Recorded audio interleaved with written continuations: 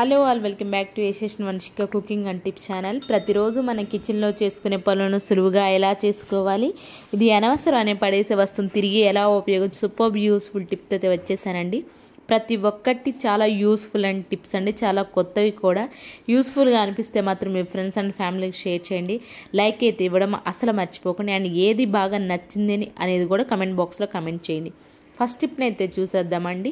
నూనె బాటిల్స్ ఉంటాయి కదా, నూనె బాటిల్స్ మనం ఖచ్చితంగా స్టీల్ స్క్రబ్బర్ కానీ గ్రీన్ స్క్రబ్బర్ కానీ పెట్టేసి క్లీన్ చేస్తూ ఉంటాం కదా. ఆ స్క్రబ్బర్కి కూడా అంత ఆయిల్ జిడ్డుగా అంటుతూ ఉంటుంది కదా. అలా కాకుండా కొంచెం సోపు స్క్రబ్బర్ ఎలాంటిది వాడకుండా శనగపిండితోనే మనం నీట్గా బాటిల్ని అయితే క్లీన్ చేసుకోవచ్చండి. సోపు కూడా పెట్టాల్సిన అవసరం లేదు, చాలా నీట్గా క్లీన్ అయిపోతుంది. ఎలాంటి జిడ్డు మరకలు కూడా ఉండనివ్వండు. దానికోసం శనగపిండి, కొంచెం వెనిగర్, కొంచెం వాటర్ వేసేసి మనం ఏదైతే ఆయిల్ బాటిల్ అయితే ఉంటుందో దానికి గనక అప్లై చేసేసి ఒక 15 మినిట్స్ వదిలేసి ఆ తర్వాత మనం వాటర్తో కనుక వాష్ చేసాము అనుకోమంటే నీట్గా క్లీన్ అయిపోతుంది. ఇది ప్లాస్టిక్ బాటిల్ కాబట్టి కొంచెం ఇలా ఉంటుంది. అదే మన స్టీల్ బాటిల్ ఉంటుంది, కొంతమంది స్టీల్ కూడా ఆయిల్ వాడుతూ ఉంటారు కదా. ఆ స్టీల్ బాటిల్ అయితే మంచి షైనింగ్ కూడా. ఆయిల్కి ఏంటంటే మనకి వాడే కొంది స్టీల్ బాటిల్ అనేది కొంచెం డల్ షేడ్గా అనిపిస్తూ ఉంటుంది కదా. ఈ శనగపిండి రుద్ది అప్లై చేయడం వల్ల స్టీల్ బాటిల్ ఏదైతుందో ఆ స్టీల్ బాటిల్ అయితే మంచి షైనింగ్ కూడా ఉంటుందండి, జిడ్డు అనేది లేకుండా ఉంటుంది.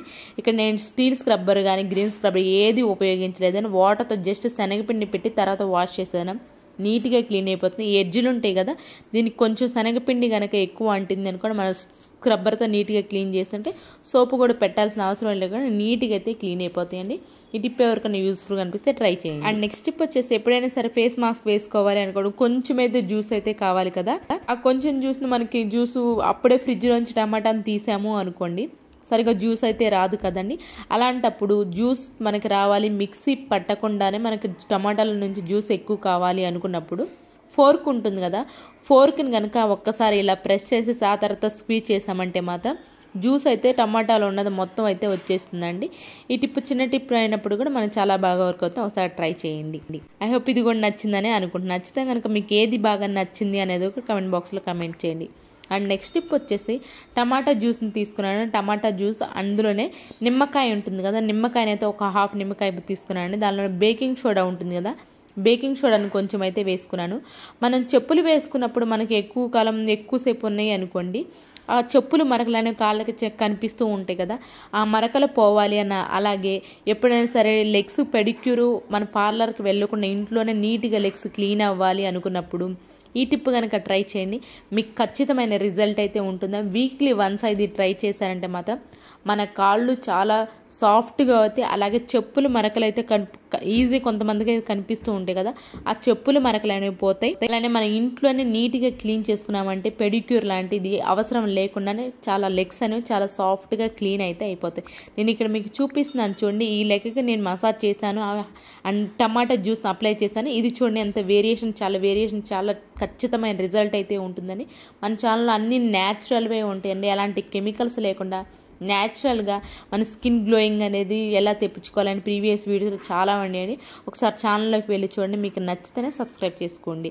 ఐ హోప్ ఈ టిప్ కూడా నచ్చిందని అనుకుంటున్నాను. అండ్ నెక్స్ట్ టిప్ వచ్చేసి, మన క్యాబేజీ ఎక్కువ పెద్దది తీసుకొచ్చుకుంటూ ఉంటాం కదా, ఆ క్యాబేజీ అలాగే వండుకుందామని ఫ్రిడ్జ్లో పెట్టేసామనుకోండి డైరెక్ట్గా త్వరగా పాడైపోతుందండి. అలా త్వరగా పాడవకుండా ఉండాలి అని అంటే కొంచెం మొదలు ఉంటుంది కదా, ఆ మొదలు కట్ చేసేసి దాన్ని ఆ మొదలు లోపల టిష్యూ పేపర్ ఏదైతే ఉందో ఆ టిష్యూ పేపర్ పెట్టేసి కొంచెం వాటర్ జల్లేసరే అనుకోండి, మనం ఫ్రిడ్జ్లో పెట్టేసుకున్నాం అనుకోండి, మనకి ఎన్ని రోజులైనా ఫ్రెష్గా అయితే ఉంటుంది, అవ్వనే అవ్వదు. ఐ హోప్ ఇది కూడా నచ్చిందని అనుకుంటున్నాను. నచ్చితే కనుక ప్లీజ్ ఒక లైక్ అయితే ఇచ్చేసండి. ఇప్పటివరకు చూసారు కదండి, ఏదైనా యూస్ఫుల్గా నచ్చే ఉంటుంది. నచ్చితే కనుక ప్లీజ్ ఒక లైక్ ఇచ్చేసండి. మీ యొక్క లైక్ నాకు చాలా వాల్యుబుల్ అండి. మీరు ఒక లైక్ ఇవ్వడం వల్ల వేరే వాళ్ళకైతే ఈ వీడియో సజెస్ట్ అవుతుంది కాబట్టి ప్లీజ్ ఒక లైక్ అయితే ఇచ్చేసేయండి. అండ్ నెక్స్ట్ టిప్ వచ్చేసి, ఆవాలు మనం ఎక్కువ క్వాంటిటీలో తెచ్చుకున్నాం అనుకోండి, ఇలా డైరెక్ట్ గ్లాస్ జార్లో పోసేసాము అనుకోండి, కింద అనేది వైట్గా ఒక పొడిలాగా వస్తూ ఉంటుందండి. దానివల్ల పురుగు అనేది ఫామ్ అయిపోయి త్వరగా ఆవాలనే పాడైపోతూ ఉంటాయి. అలా త్వరగా పాడవకుండా ఉండాలి, మనకు 1 మంత్ వరకు అయినా సరే పురుగు పట్టకుండా ఉండాలి అని అంటే మనం తీసుకొచ్చుకున్న వెంటనే డైరెక్ట్గా గ్లాస్ జార్లో వేసుకోకుండా ఇలా ఒకసారి స్టెయిన్ చేశారనుకోండి, ఒకసారి జల్లించారనుకోండి, ఆ జల్లించిన తర్వాత కనుక మీరు గ్లాస్ జార్లో పోసుకున్నారంటే 1 మంత్ వరకు అయితే పురుగు అనేది పట్టకుండా ఉంటాయి. ఇక్కడ నేను తక్కువ క్వాంటిటీలో జల్లిస్తున్నాను కాబట్టి మనం స్టెయిన్లు చేసుకున్నాను, లేదంటే మీరు జల్లెడితో అయితే జల్లించుకోవచ్చు. ఐ హోప్ టిప్ కూడా నచ్చిందని అనుకున్నాను. నచ్చితే కనుక పక్కన బెల్ సింబల్ అయితే యాక్టివేషన్లో ఉంచుకుని ఆల్ అనే బటన్ ప్రెస్ చేస్తారని నేను వీడియోస్ పెట్టిన వెంటనే మీకైతే నోటిఫికేషన్ రూపంలో వచ్చేసి నెక్స్ట్ టిప్ వచ్చేసి బేకింగ్ సోడా ఉంటుంది కదండి. బేకింగ్ సోడాని అయితే కొంచెం అయితే తీసుకున్నాను. దానిలోనే వెనిగర్ ఉంటుంది కదండి. వెనిగర్ని కూడా కొంచెం అయితే వేసి రెండు బాగా కలిపేసుకోవాలండి. దీన్ని దేనికి ఉపయోగిస్తాం అనుకోండి, ది బెస్ట్ టిప్ కోసం అండి. ప్రతి ఒక్కరికి ఉపయోగపడే టిప్. ఈ రెండు బాగా కలిపేసుకోవాలండి. మనం ఫ్రిడ్జ్ లోపల చట్నీలు మసాలాలు ప్రతి ఒక్కటైతే పెడుతూ ఉంటాం కదండి. దోశ పిండి అలాగే ఇడ్లీ పిండి అలా పెడుతూ ఉంటాం కదండి. దీనివల్ల ఏంటంటే మన ఫ్రిడ్జ్ డోర్ తీసిన వెంటనే కొంచెం అయితే బ్యాడ్ స్మెల్ వస్తుంది. ఎంత నీట్గా క్లీన్ చేసినా కానివ్వండి కొంచెం అయితే బ్యాడ్ స్మెల్ వస్తూ ఉంటుంది కదా. అలాంటప్పుడు మనం ఇలా గనక ఫ్రిడ్జ్లో ఒక చివరన గనక ఇలా బేకింగ్ సోడా అలాగే వెనిగర్ వేసి పెట్టేసామో అనుకోండి, దీన్ని మళ్ళీ 1 వీక్ ఒకసారి మారుస్తున్నాను. ఫ్రిడ్జ్ డోర్ తీసినంటే బ్యాడ్ స్మెల్ అనేది లేకుండా ఉంటుంది.